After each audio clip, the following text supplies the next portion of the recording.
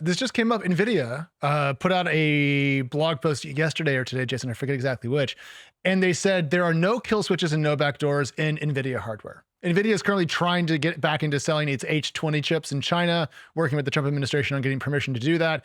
And I think China's a little bit worried that what they're going to get is backdoored chips, just like, the US would worry about a Chinese company sending compromised chips to the US. And so they're making a pretty clear stand about that. And then also we've seen the UK work recently to try to get companies, again, to break encryption and provide backdoors.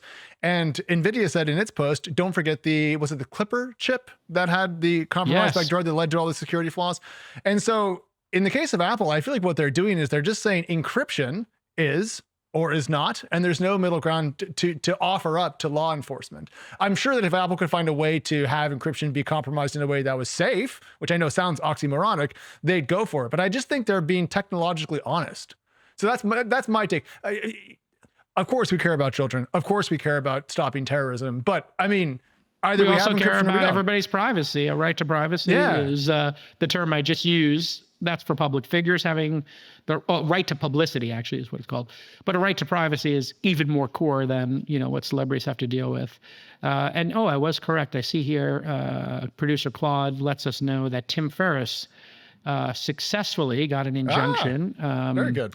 Tim Ferriss and a company he owns, Crisa Performance, obtained a default judgment against defendants alleged to have improperly used his name and likeness in connection with a fraudulent scheme. According to the case, Alliance Publishing and Pagan Twitty perpetrated a fraudulent get-rich scheme in which they published a flyer asking targets to mail $97 and $100 to a dealer and whatever, blah, blah, blah. So anyway.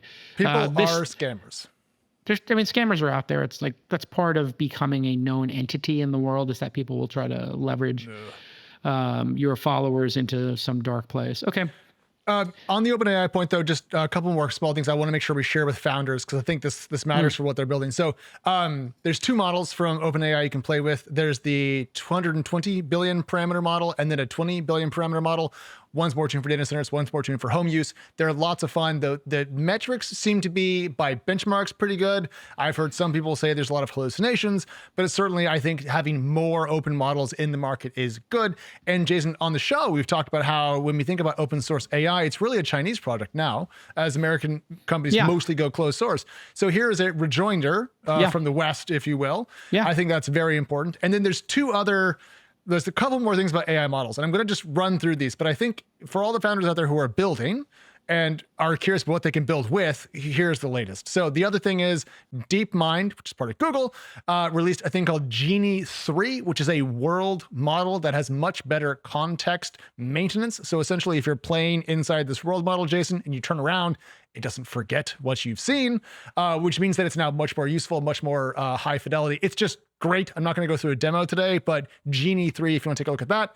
Anthropic dropped a very incremental improvement to Claude 4 called Claude 4.1.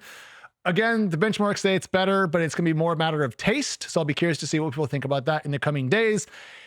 Then the big news is that tomorrow, OpenAI is going to release GPT-5.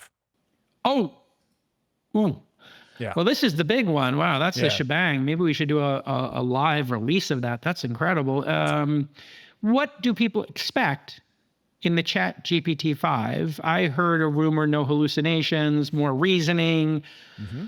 What is the expectation here? Have they tipped their cards and said, here's what's happening? And when was ChatGPT 4 launched? I wonder how many months between those. That's another Producer Claude, can we get the gap from GPT 3 to GPT 4 and then GPT 4 to tomorrow, please, so we can compare those? That'd be lovely. The most important reporting that I saw to answer your question, though, Reuters spoke to several people who have had access to GPT 5, didn't share their name because they're under NDA, but they specifically said it's better at coding, it's better at reasoning, but critically, of course, it's going to be better. The question is how much, right? Sure. They said it's not going to be as big of a jump as we saw from GPT-3 to GPT-4, from 4 to 5. So they're downplaying it. That's interesting, trying to manage expectations. So GPT-4 came out in March of 2023. GPT-3 came out in June of 2020. So that was just under 3 years. This is just over 3 years, just over 2 years. It's a little bit faster from 4 to 5 than 3 to 4. Huh, who would have thought? Interesting. One of the themes we talk about over and over again on This Week in Startups is making sure you do your chores. I'm no expert on these things. I have some experience. Stephen Estes from CLA is an expert.